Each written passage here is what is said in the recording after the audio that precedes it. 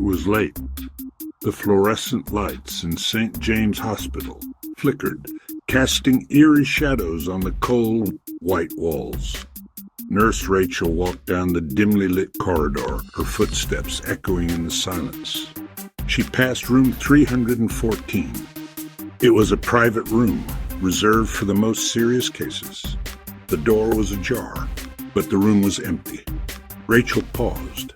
The bed was made perfectly, but there was something unsettling about the room, like it hadn't been touched in years.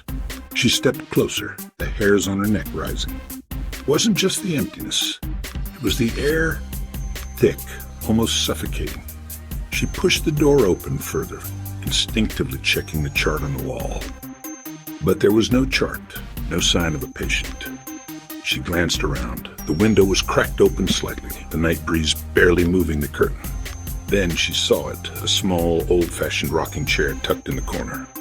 Rachel shook her head. She must be imagining things. The room had been empty for months, she knew that. But as she turned to leave, the chair started to rock. Her heart began to race. She reached for the light switch to turn it off, but the light flickered and went out, plunging the room into darkness. Help me.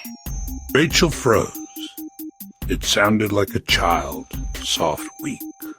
She backed toward the door, her hand trembling as she gripped the handle. Help me, nurse, help me. Suddenly, the light in the hallway flickered and revealed a figure in the window.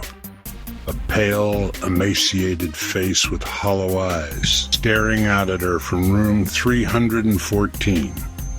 Rachel gasped and turned to run, but when she looked back at the door to the room, it was slammed shut, the rocking chair now completely still.